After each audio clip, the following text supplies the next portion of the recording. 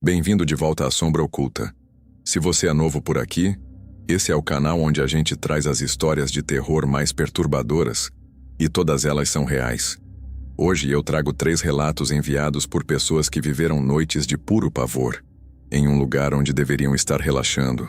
Casas de lago, chalés isolados, longe de tudo e de todos. Então apaga a luz, coloca o fone e vem comigo. Vamos começar. Foi no verão de 2015. Eu tinha 24 anos. E meus amigos e eu alugamos uma casa de lago por uma semana para fugir da cidade. Éramos 5 no total. A casa ficava num daqueles lagos isolados, onde a estrada de terra é a única forma de chegar, e o vizinho mais próximo fica a uns bons 2 quilômetros de distância. Era exatamente o tipo de lugar que a gente queria. Sem sinal de celular direito, sem barulho, só a água, a floresta em volta, e um pequeno pier de madeira que ia até o lago. A casa era antiga, de madeira, com uma varanda que dava de frente para o lago, e uma porta de correr de vidro nos fundos. Nos primeiros 2 dias, foi tudo perfeito. A gente pescava de manhã, nadava à tarde, e à noite acendia a lareira e ficava bebendo e conversando. Foi na 3ª noite que as coisas começaram a ficar estranhas. Estávamos todos na sala quando ouvimos um barulho vindo do lado de fora, perto do pier. Era um som de batida, de madeira contra madeira, como se um barco estivesse encostando. O problema é que ninguém tinha um barco, e a essa altura já eram quase 11 da noite. Meu amigo Rafael e eu pegamos uma lanterna e fomos até a varanda dos fundos para olhar. A gente iluminou o lago inteiro, o pier, a margem, e não tinha nada ali. Nenhum barco, nenhuma pessoa, nada. Só a água parada. A gente ficou olhando por um bom tempo, mas o barulho tinha parado no exato momento em que a gente saiu de casa. Voltamos para dentro e tentamos não pensar muito naquilo. Provavelmente era só a madeira velha do pier rangendo, a gente disse um pro outro. Mas eu percebi que o Rafael trancou a porta de correr de vidro assim que voltamos, coisa que a gente não tinha feito nenhuma noite até então. Umas 2 horas depois, quando quase todo mundo já tinha ido dormir, eu ainda estava acordado no sofá, mexendo no celular, tentando arrancar algum sinal. Foi quando eu ouvi de novo, só que dessa vez, não era perto do pier. Era mais perto. Parecia vir dos degraus de madeira que subiam da margem até a varanda dos fundos. Passos, lentos, pesados, um degrau de cada vez. Eu congelei no sofá e fiquei ouvindo. Contei 4, 5, 6 passos. Batia com o número exato de degraus que tinha ali. E aí, pararam. Bem no topo da escada, do outro lado da porta de vidro, que estava coberta por uma cortina fina. Eu não conseguia ver nada, mas eu sabia que tinha alguém parado ali, do outro lado do vidro, a menos de 2 metros de mim. Eu não me mexi. Prendi a respiração, e foi aí que a maçaneta da porta de correr começou a se mexer. Devagarinho, testando se estava trancada. Eu levantei do sofá o mais rápido e o mais quieto que consegui e corri para o quarto acordar o Rafael e os outros.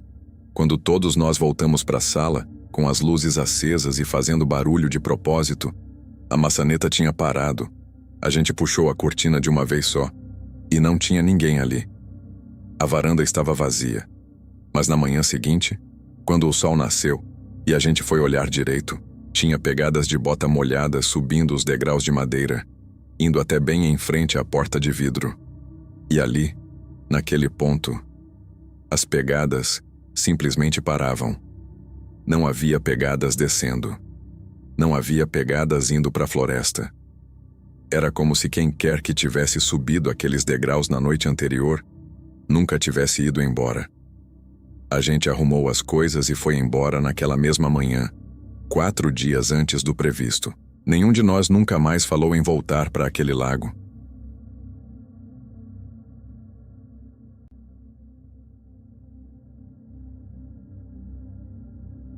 Essa próxima história aconteceu com meu tio. E foi ele mesmo que me contou. Ele tinha um chalé de família num lago no interior.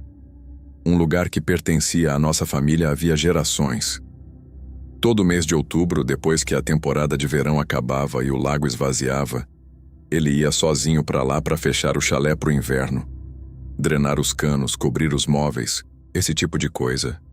Ele fazia isso todo ano sozinho e nunca tinha tido problema nenhum. Mas naquele ano ele me disse que teve uma sensação estranha, desde o momento em que chegou, de que alguma coisa estava diferente.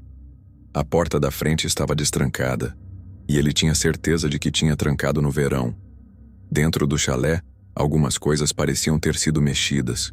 Uma cadeira fora do lugar, um armário aberto, nada roubado, só fora do lugar. Ele achou que talvez fosse algum vizinho ou algum adolescente que tivesse entrado para se abrigar e não deu muita importância. Naquela primeira noite, ele estava terminando de cobrir os móveis quando ouviu passos no andar de cima.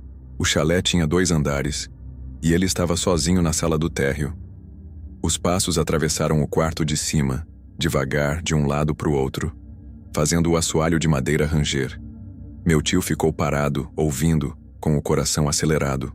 Ele chamou perguntando quem estava lá. Os passos pararam na hora. Ele pegou uma lanterna e subiu a escada. Checou os 2 quartos de cima, o closet, embaixo das camas. Não tinha ninguém. As janelas estavam todas fechadas e trancadas por dentro. Ele me disse que ficou com aquilo martelando na cabeça. Mas se convenceu de que devia ser o chalé velho se assentando, a madeira estalando com a mudança de temperatura. Ele voltou para baixo e continuou o trabalho. Foi já tarde da noite quando ele estava deitado no sofá tentando dormir, que aconteceu a parte que ele nunca conseguiu explicar. Ele acordou com o som de alguém descendo a escada. Passos lentos, deliberados, um degrau de cada vez. Exatamente como ele tinha ouvido no andar de cima mais cedo. Só que dessa vez, ele estava acordado. E não tinha como confundir com madeira rangendo. Ele ficou deitado, imóvel, de olhos semiabertos, olhando na direção da escada no escuro. E ele viu, na base da escada, a silhueta de um homem parado ali, completamente imóvel, virado na direção dele. Meu tio não conseguia ver o rosto, só o formato de uma pessoa alta parada, olhando para ele. Ele disse que ficou paralisado, incapaz de se mexer ou falar, e que os dois ficaram assim por um tempo que pareceu uma eternidade. E aí, a figura simplesmente se virou, caminhou até a porta da frente, abriu e saiu para a noite, fechando a porta com cuidado atrás de si. Meu tio ficou a noite inteira acordado, com todas as luzes acesas. De manhã, ele foi embora e nunca mais voltou para fechar o chalé sozinho. Anos depois, quando finalmente venderam o lugar, ele me confessou que nunca contou para mais ninguém da família o motivo real de ter parado de ir. Ele só não queria que soubessem que, todas aquelas vezes, ele nunca teve certeza se tinha realmente trancado o homem do lado de fora, ou se tinha trancado ele do lado de dentro.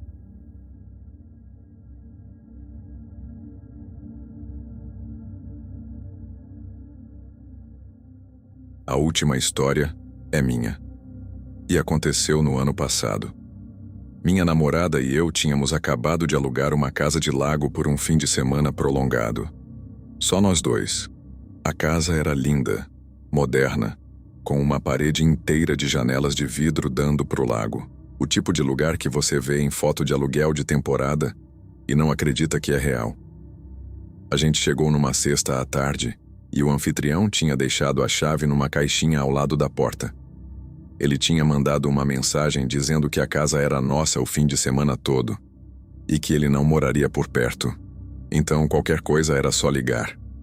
Naquela primeira noite, foi tudo tranquilo. A gente fez um jantar, tomou um vinho e ficou vendo o lago escurecer através daquelas janelas gigantes. Foi só quando a noite caiu de vez que eu percebi o problema óbvio daquelas janelas, com todas as luzes acesas dentro de casa e a escuridão total lá fora. A gente não conseguia ver nada do lado de fora, mas qualquer pessoa do lado de fora conseguia ver absolutamente tudo lá dentro. No sábado à noite, por volta das 10 horas, alguém bateu na porta da frente. A gente se entreolhou, porque o anfitrião tinha dito claramente que não teria ninguém por perto. Eu fui até a porta e, sem abrir, perguntei quem era. Um homem do outro lado disse que era o anfitrião, que ele tinha esquecido umas ferramentas na garagem e precisava pegar. O detalhe é que o nome que ele deu não batia com o nome do cara com quem eu tinha trocado mensagens a semana toda. Eu falei isso pra ele, que aquele não era o nome do anfitrião. E do outro lado da porta, ficou um silêncio total, por uns bons 10 segundos. E aí ele disse com uma voz completamente diferente, mais baixa, que eu devia abrir a porta mesmo assim. Eu falei pra ele ir embora, e que eu ia ligar pra polícia. Eu ouvi os passos dele descendo da varanda, e achei que tinha acabado, mas não tinha. Uns 20 minutos depois, minha namorada me segurou pelo braço e apontou para a parede de janelas. As luzes da sala estavam acesas, então a gente ainda não via nada lá fora, só o nosso próprio reflexo no vidro. Eu apaguei todas as luzes da casa para conseguir enxergar o lado de fora, e foi aí que meu sangue gelou. Do lado de fora, a poucos metros do vidro, na beira da varanda que dava para o lago, tinha um homem parado. Ele não estava fazendo nada. Só estava parado ali, virado para dentro de casa, olhando para a gente no escuro. Ele devia ter ficado ali aquele tempo todo, do lado de fora, olhando a gente pelas janelas, enquanto as luzes estavam acesas e a gente nem fazia ideia. No momento em que as luzes se apagaram e nossos olhos se encontraram com os dele através do vidro, ele deu um passo para trás, lento, e desceu os degraus da varanda em direção ao lago. A gente ligou para a polícia na mesma hora e ficou trancado no banheiro, o único cômodo sem janela, até eles chegarem. Quando a polícia chegou, quase 40 minutos depois, não tinha ninguém. Eles procuraram em volta da casa, no pier, na margem do lago, e não acharam sinal de ninguém. O que eles acharam foi uma cadeira. Uma das cadeiras da nossa própria varanda, que alguém tinha arrastado para perto da parede de janelas e posicionado de frente para dentro da casa. Como se aquilo não tivesse sido a primeira noite que alguém sentava ali para assistir a gente. E como se a intenção fosse voltar. E é aí que essa história termina. Ou pelo menos, é onde a gente espera que ela tenha terminado. Se você chegou até aqui, deixa o seu like e me conta nos comentários qual das 3 histórias te deixou mais arrepiado. E se você quer mais histórias reais de terror toda semana, se inscreve aqui no canal Sombra Oculta e ativa o sininho para não perder nenhuma, porque nunca se sabe o que está esperando do lado de fora da janela. Até a próxima.